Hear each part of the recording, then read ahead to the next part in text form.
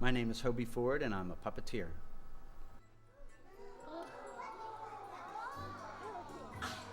I first developed the Foamies listening to the music of Paul Winter, which is a nature-inspired jazz music, and all about animals and animal sounds. And it gave me the idea initially to create these characters, the Foamies.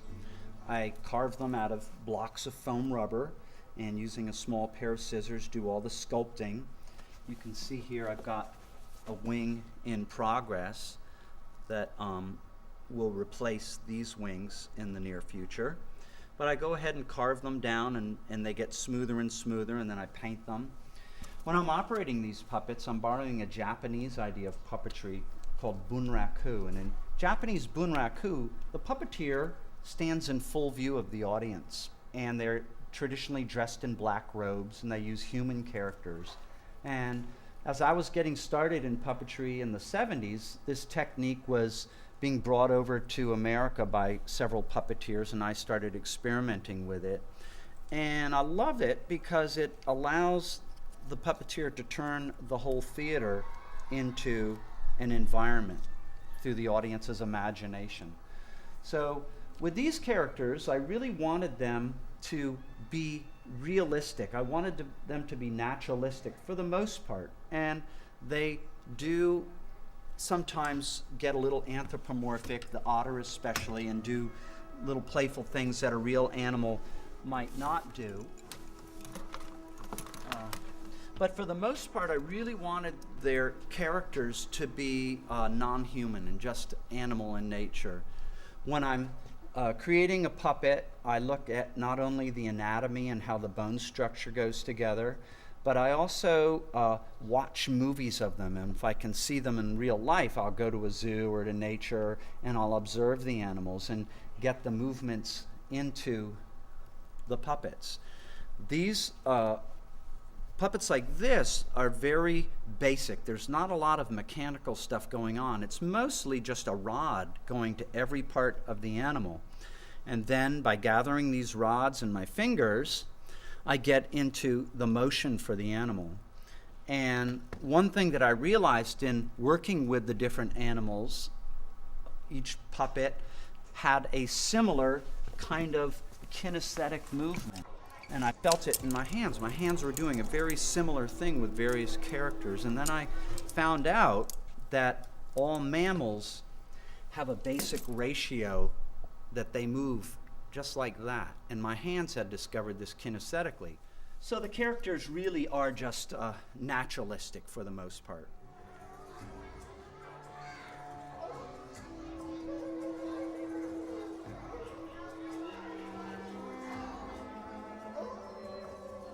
Well, a lot of that sound is just built into the recording. It's real important. It's sort of the backbone of the whole thing. It's one of my, big sort of production values is to have the music, and so it's a little bit like dancing. It's like modern dance in terms of when I'm moving with the character, I'm working with the music and I'm manipulating off the music, and I'll follow beats of the music. I'll never be quite in the same place twice within the piece. It always works out a little differently, the timing of being in the audience. So each show is really quite unique, and the sound provides kind of an improvisatory cue for me. So I'll work off that music. Whether I'm telling stories with my puppets in a traditional folk tale or using these Foamies, I'm always using the music. It's a really important element.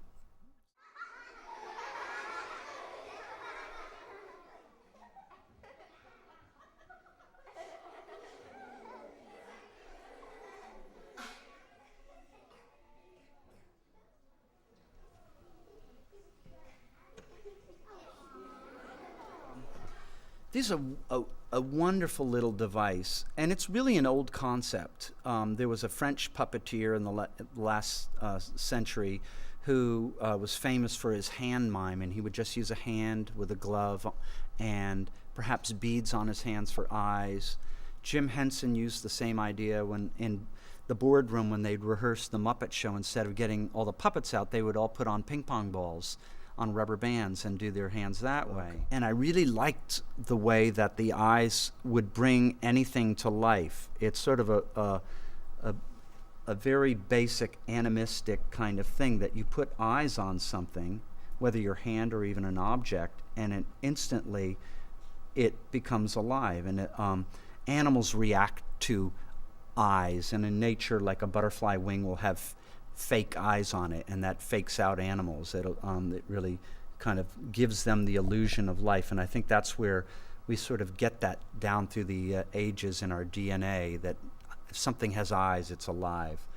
So I really liked using them in a minimalistic way, not painting my hand, but just using my hand in all manner of ways to create all these different characters.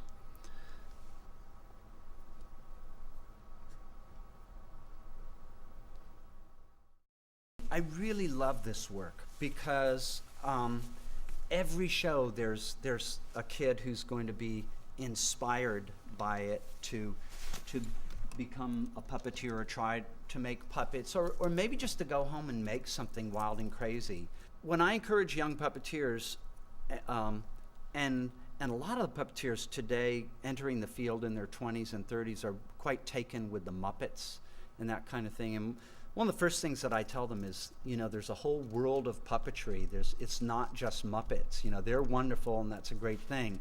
But there's shadow puppetry, there's rod puppetry, there's marionettes, and all of it is exciting and different and interesting. And in the end, they'll be more creative, just striking out on their own.